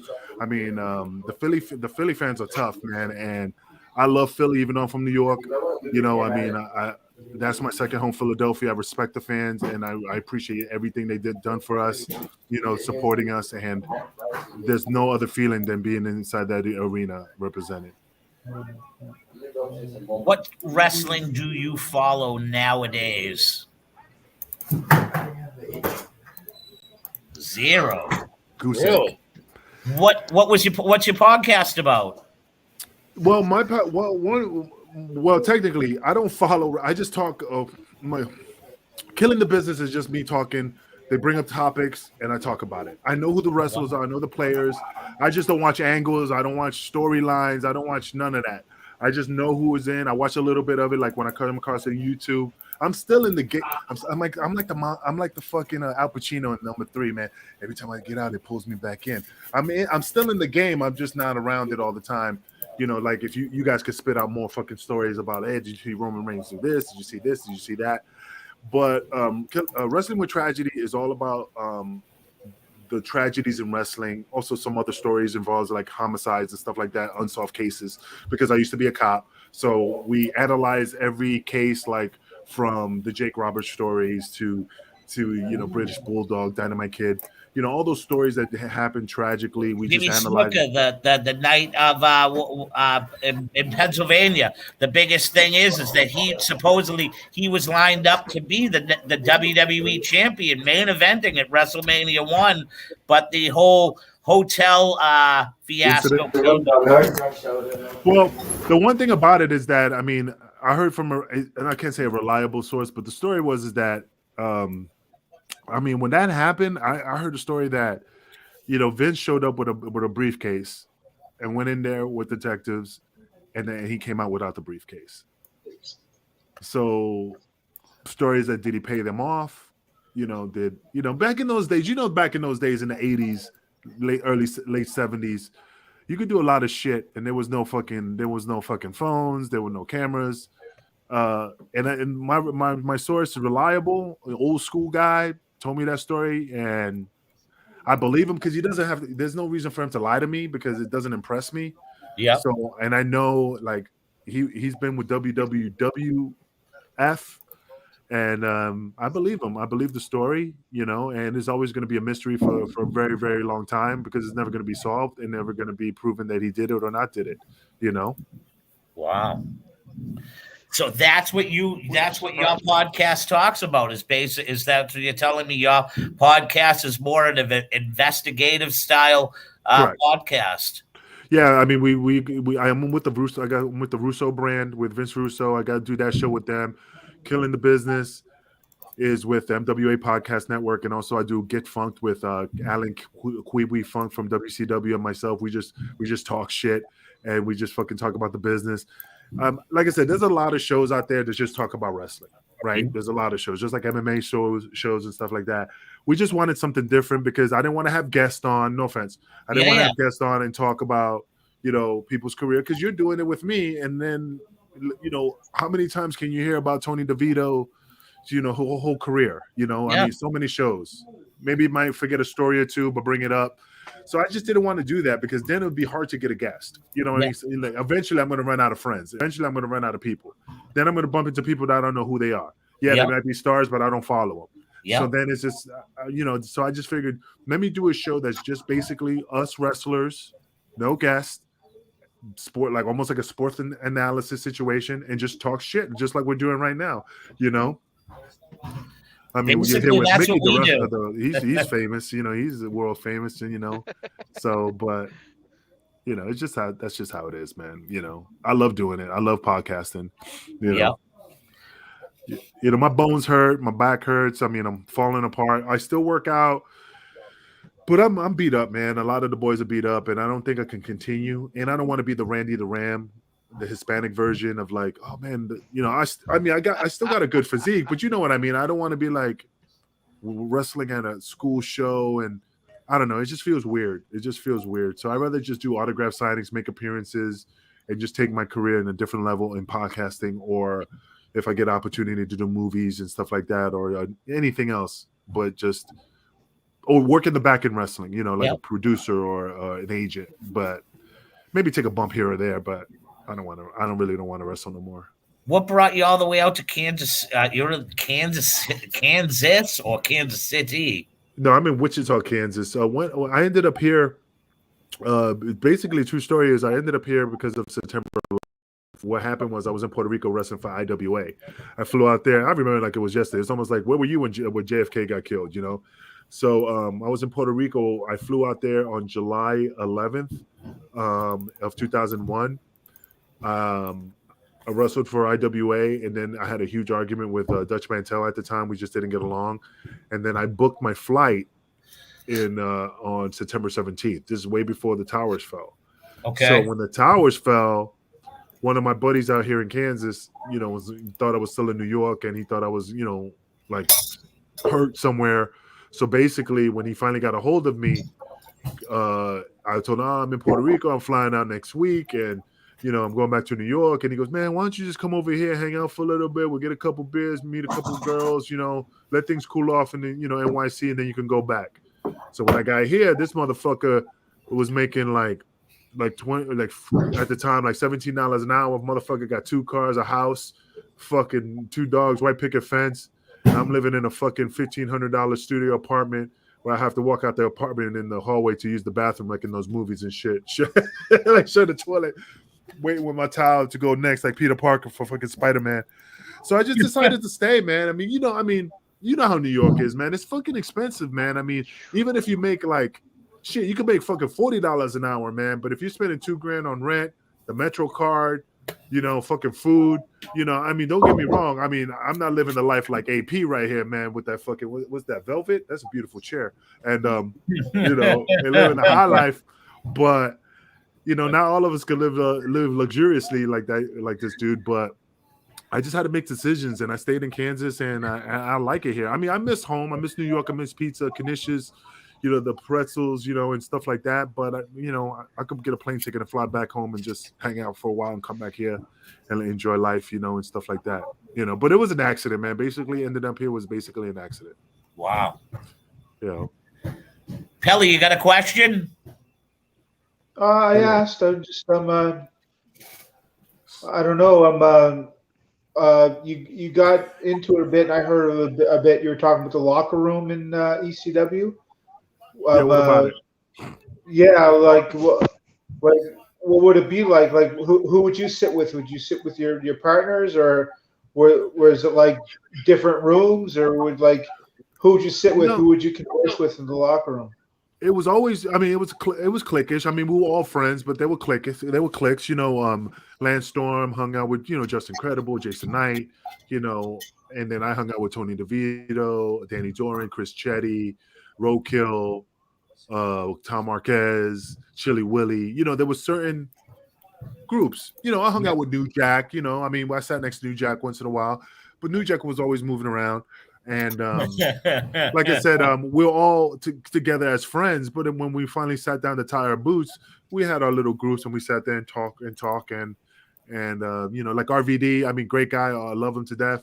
But he was over there on the other side of the room, and sometimes he found an office and he stayed there with Sabu and Fonzie and and then of course, hey, what's up, guys? Stick my head in it. Steve Carino, CW, and I was cool with CW. I hung out with CW, but CW was also with the Carino, Jack Victory, Louis DeAngelis. They were over there on the other side of the room. But regardless of the fact, we all were good with each other, but we just hung out with other, our cliques. It just happened that way. We rode with each other, flew together. That's how it ended up. But good locker room, man. I love them, man. There's no other locker room like the ECW locker room. Other than working the Philadelphia arena, what was one of like some of your other favorite stops along the ECW, where you wrestled at? What like arenas? Man, what are you're kind of leaning for? You reading a script? He's like, what's your favorite fruit? Like potatoes? I was like, why is he leaning forward and shit? I know my nose is big, man, but you don't need. But nah, man, I travel. I just love traveling everywhere, man. Like I said, ECW was a different breed, man. We were a family, and I just love seeing everybody. So I mean, I loved going to the ECW arena. Another location was Chicago. I love Chicago. What else, man? A lot of places in Jersey. Again, a lot of shows in Philadelphia. But let me think. The Zuma Beach Club, New Orleans. Yeah. There was good arenas in New Orleans, but we never went to the same place. It was always something different. So it's hard to say like, hey, I like this place. But if you talk about areas, I love New Orleans. Great people. Smell like shit though. Smell like below sea level. It's always smell like that's distilled water. Like what the does that smell? But no, I love it there. Great food, great people. But it's just when you watch a place on TV, like man, I want to go there. Like Rome. When you watch Rome and Bruce Lee and Chuck Norris fought in the Coliseum, and you're like, man, Rome. I want to go to Rome. And when you get there, my buddy went there and he goes, bro, that is the most shittiest fucking place. It's dirty. It smells like shit. I said, are you serious? He goes, yeah, man, because if you think about it, the Romans had their own sewage system. And under the city, there's like these caverns and shit with distilled water, just years of being just stuck there, man. And you could just smell that little bit of that funky sewage shit. Like Washington, D.C., man, you see that pristine white city, man. When I went there, I turned around, there was a ghetto. I'm like, holy shit, I never knew there were ghettos in Washington, D.C. because they only show the good part of Washington, D.C., but then when you turn around, you see all the thugs and bangers and shit, hypodermic needles, and you're like, holy shit, I didn't know that. That's just how it is, man. I mean, I just love traveling. That was just the best thing. I just love traveling around the world and you're meeting new people. What did you think of my favorite venue? Because I went there all the time to see ECW, the Wonderland Greyhound Park in Revere, Massachusetts. Oh my God, man. Yeah, I loved it, man. I mean, that was a good place to kick it at and wrestle at. I mean, it doesn't hold to me like the ECW arena and other places that I've been to, but it was fun, man. Like I said, every place I went, we always had a blast. We always hooked up with rats. I mean, there's no such thing as rats anymore because they got phones and shit, and you don't want to end up on fucking the cancel culture. Fuck those motherfuckers. But you know what I mean? It's just, it's just weird how things change, man. It's just ridiculous how these wrestlers get called out after all these years, and motherfuckers are just breaking down. Hey, if I did anything to offend you or did anything that was disrespectful, I'm sorry. Fuck that. Yeah. You're just admitting guilt. And I'm not saying, I never had to force no woman to do anything. It was always willingly. It was party, and You know, it's just, but yeah, like I said, I'm going off track here. But yeah, I mean, all those places was a blessing, man. Like I said, I always had a good time. I made every place a blast. It was just always good to have fun. Good food, good people, always going around the world. Man, it's awesome. What do you feel was the highlight of your career? I say ECW, man. You know, ECW. I think what really stood out, the highlight of my career, where I'm like, it was ECW. But what really, I'm always, and I'm not putting myself over. I'm always a humble guy. I don't believe my own hype. I treat myself just like a regular Joe, because Johnny always taught me the same people you meet on the way up is the same people you're going to meet on the way down. So I always treat everybody right when I was going up, because if I was a dick, and then God forbid my fucking career, or I was homeless or something, then I meet the same people, and then they're gonna be like, "Oh, you remember when you treated me like shit?" So, I always, what really made me realize I was a celeb, like wow, I'm somebody, is when me and Devon hooked up. Devon was with WWF, F at the time, and remember when WWF had the fucking restaurant in Times Square? Yes. I Yeah. remember. So me and Devon hooked up. He said, "Hey, let's meet up, man. Let's go to the fucking WWF, a restaurant." And I said, "All right, I'll meet you there." So we went there, and I meet Devon there, and out of the corner of my eye, because I'm focused on Devon, people pointing and shit and stuff. And the manager of the building, I mean, this place was packed, took us downstairs, literally roped off a section. So there was nobody for like 5 feet from us. The guy literally came to our table. "Sir, what do you want?" I said, "Well, can I have this and that?" Dude, I still remember what I ordered. I ordered the fucking baked chicken with the mashed potatoes, with the fucking green beans. I said, "Yeah, I want this." Bro, for whatever reason, it was like one of those type of movies I could visually see, like, yo, look, motherfucker, we got Devon Dudley out there. We got fucking Angel from ECW. Make sure this fucking meal is fucking top of the line. Because when I fucking ate that shit, I was like, oh my God. The mashed potatoes were buttery. The fucking chicken was moist. The green beans weren't dry. Kept coming back asking me, "Oh, is everything okay, sir?" And I'm like, and then people walking around just pointing at us. And I just like, you know what? This fucking feels good. I didn't believe my own hype, but at that moment, that pride of like, man, I'm somebody, I'm acknowledged, and it just feels good to be. Why do you have your palm on your screen, Mickey? You don't want nobody see your face? Oops, sorry. Okay. No, my phone. We have to look at that face enough, please. Paparazzi, but I'm just messing with you, man. I'm a very observant person. So, I know. Well, believe me, I know.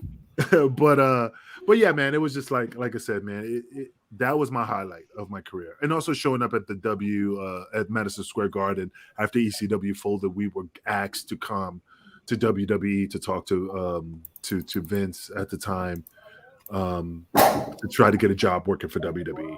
Yeah. Yeah. Eddie Kingston, do you know of Mr. Kingston? I never came across with Eddie Kingston. I mean, I know him because of Homicide, but if I did, I don't remember, because again, it was during like maybe, using the LIWF doghouse philosophy. Like he could have been there and, hey, how you doing? But he was, again, not saying he was a nobody, but I met so many people that I could have met him because I know, like I said, I know the same circle he ran around with. Yeah. I know. So we must have crossed paths. But I like Eddie Kingston. I love his promos. Guy could talk. I spit some game. I mean, I'm happy that he's being successful because he's representing New York, representing the boys. I like him. I got a question. Yeah, what's up? How did you get into ECW? That's a good question.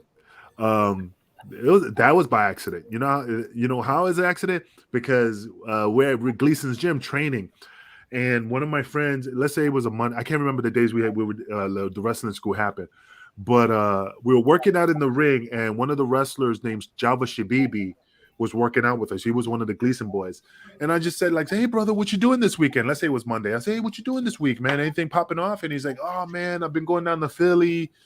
Devon's been inviting me down to the ECW arena to work out, trying to like groom me to be a referee to work down there." All right, bro. I'm happy for you, man. I'm really happy for you. That's good. Then as the next time I saw him was that same week, and it was like, let's say Thursday, and I said, oh man, yo, you leaving this weekend, right? Man, you're going down to Philadelphia, man. That's awesome, bro. Tell Devon I said, what's up? He goes, bro, I don't think I'm going this weekend. I said, why? He goes, my car busted. My car fucking is not working. Oh man, well, hey, if you need a lift, man, I could drive you down there, and that's not a problem. I'm not doing anything this weekend. Just ask Devon if it's cool that I come down. So he called Devon. Devon told him, yeah, it's cool that Angel comes down. Tell him to bring his bags. And I said, okay. So when I showed up, it was Tracy Smothers, Nova, Guido. I mean, everybody, before the show ever starts, that they always did a workout. And then, of course, they'd be like, hey, guys, we're going to open the doors in 20 minutes. Everybody clear the ring, that type of shit. So I laced up my boots, got in the ring, and that's when Tracy Smothers said, hey, kid, come here. Why don't you let's do 5 minutes with Guido. Let's watch it. See what you could do. Boom, boom, boom. We had a solid match, drop down, leapfrog, arm drag, elbow close, and all that bullshit. And then once I was done, they said the doors were going to open in 20 minutes. Got out, shook everybody's hand. As I was walking to the back and as I walked through the curtain of the ECW arena, I'm not lying to you, straight ahead when I opened the fucking curtain, Paul Heyman was with RVD and Sabu, and I guess they were talking over the match. So when Paul was looking down, he looks up at me and he goes, hey kid, come here for a second. And hey guys, hold on a second. Let me talk to this kid for a minute. And I said, yes, sir. And he goes, and he points at me and he goes, I saw you outside working with Guido. So yes, sir. And he nodded his head. He goes, stick around. And I said, excuse me? He goes, yeah, stick around, kid. And then he went back to what he was doing. So I ran to Devon and said, yo, dude, D, I don't know what fucking Paul means, man. He called me over and said he liked what he saw. He told me to stick around. I don't get it. He goes, Angel, just stick around. If Paul tells you to stick around, stick around. Yeah, but Devon, I don't understand. Angel, listen to me. If Paul fucking tells you to stick around, stick fucking around. And I fucking stuck around. I kept coming to the shows on my own dime. And little by little, Devon got me through the door because he was rooting for me. But me showing up every day, doing what I was told, got me a spot in ECW. Wow. So if I didn't ask that question in the ring, like, hey, man, I could drive you, none of that would have happened. It's weird how things happen like that, Yeah. Yep. That's old school right there. Yeah, it is old school. That is old school. That's old school.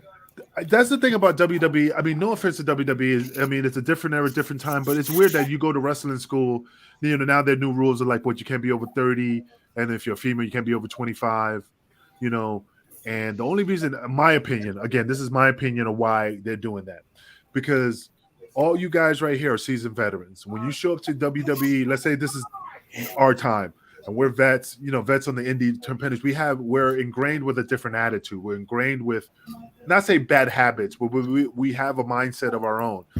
When you get young guys working in WWE, you're still wet. You're still a piece of clay. So they can mold you. They could pay you shit. They could tell you what to do. Yes, sir. Yes, sir. And they mold you to what they want you to be. They don't want you to have your own opinion.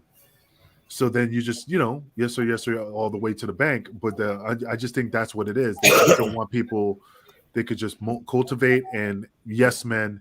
And again, I'm happy that they're making money, but at the beginning, you're just not going to be making any money. You have no value. You have no opinion. Just do what you're told and keep pushing forward. You become that WWE machine. Yeah, it's a WWE machine. It's not wrong. Yeah. That it is. And for the longest time, it was the only machine around. And now with AEW popping up, they're not the only machine in town. Yeah, but the hardest part about it is that the ROH is not. I'm not saying they closed, but now that they're on a hiatus for a little bit of restructuring and stuff, we don't know how strong they're going to come back. TNA is not, or Impact is not really. It's a good company, but it's still, you know what I mean. Okay, and then AEW can't. All these motherfuckers that they're letting go, and I heard they're going to do another release, and nobody's fucking safe. Tony Khan can only fucking take so many people because like. How many times are you going to wrestle? Like, you're going to rotate like every 3 months. You're going to come on TV and rotate the guys, and then they're going to have their own top stars. Like CM Punk, certain people that started there in the beginning. Well, not CM Punk, but like Chris Jericho, the Young Bucks, stuff like that, and work behind the scenes. I mean, like I said, there's so much you can only do. Either go to Mexico, go to Puerto Rico, or go to fucking Japan. But those are the places. And again, Japan's not paying. Mexico is not really paying. I'm not saying you're going to be make a killing, but you're going to make a decent living. And I just think that that situation is very, very fucking difficult because there's not too many organizations out there you're going to be making money. Absolutely. Yeah. Hey, so your thoughts on the reemergence of XPW? Who's running it? I didn't even know who's running it. I believe it's Blackstone on it.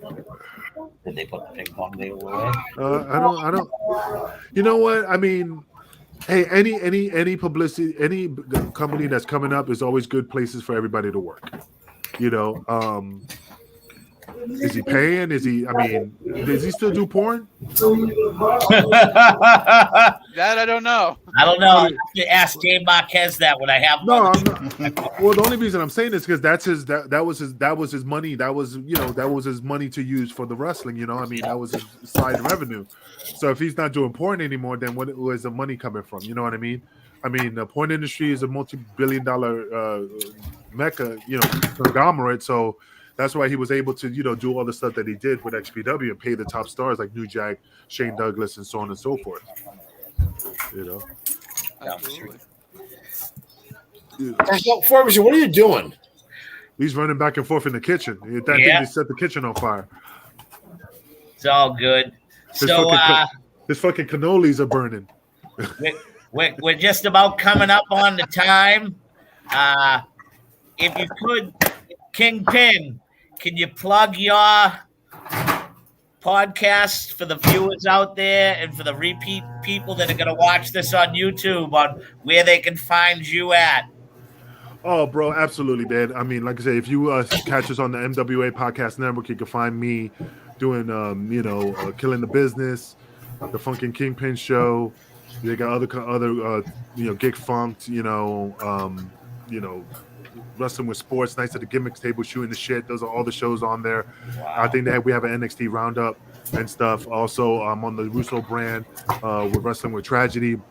Also, definitely for you fans out there who love wrestling, definitely check out Pro Wrestling Australia show name. We're gonna need to a montage. Definitely check them out. That's definitely a good show. I mean, that's what you can catch me on, man. I do public appearances. What the fuck is he doing? Holy crap! Forbesy, mute your mic, you moron! That's awesome. I'm popping for it. I love it. He's like, what? I love it. That's awesome. What are you doing? Who framed Roger Rabbit over there? That is awesome. Well, I like this show. Thank you, man. I wasn't trying to promote my shirt. I'm trying to promote my shirt. But I will say that the show has been brought to you by Vanadosi's Bread and Malden. That's awesome, man. Well, hey, man, I really appreciate you guys having me on, man. Mickey, anytime you need me to do a show, just give me a heads up, and I definitely would jump on. Sorry about the other times. It's just things just popped up, and I'm like, shit, and that CTE, man, I just keep forgetting and shit. So, Angel, before you leave, do you read? I got a newly book published. It's called The Fisherman's Game. Hold that thought. You heard what he said, Angel? Do you read? That's cold-blooded right there, brother. You read books. Yeah, I read. I apologize. I read, but I'm just messing with you, dude. You get used to me. Yeah, man, I read. What's up, man? Yeah, it looks like a good book. What is it? I wrote it, but it's a kind of a science fiction book. You go on Amazon Books, just type in The Fisherman's Game or my name, Adam Jack Pelly. You can look it up. All right, I'll check it out, man. I'll look at it. What did you say? It's a science fiction book? Kind of. It's put a game to determine who gets the soul of the universe. It looks like Illuminati, man. That little eye right there. The Yeah. I definitely will check it out, brother. I definitely will look at it. All right. Thank you very much. No problem, man. Anytime. Angel, I appreciated listening, man. I'm what you call the mark of the room. I'm the fan of the room. So no worries, man. I appreciated listening, man. I didn't have anything to add, but all is. No, man, I appreciate you guys having me on. Like I said, I love coming on shows and talking this shit. And like I said, anytime you want me on, please, if you guys ever want to come on my show and just talk shit, you're more than welcome to. Just hit me up. We love to have guests. and we just chew the shit on my shows, So where do we it's an find honor. your shows? Where do we find them? I'd like to listen. Well, to if you wasn't smacking on that bread, you would have heard. I know. I'm working at the same. I'm working at the same time. I'm trying to get my food together. I'm sorry. All I heard was, oh shit. Unprofessional. Forbes is getting it from all ends tonight. That's great. Nah, but you can check me out at MWA Podcast Network, man. I mean, Mickey, you know where my shows are at, man. Mickey, we're gonna have to join that network. Yeah, definitely, man. You're more than welcome to. Post it on the site, Mickey, so everybody has access to it. Yeah. I sent it to Mickey, and you could definitely check it out, man. Pierce Austin and we run the whole thing, and the more the merrier, man. We love to have shows on there, man. It's just a big old family. But again, awesome. brother, thank you again. I appreciate you.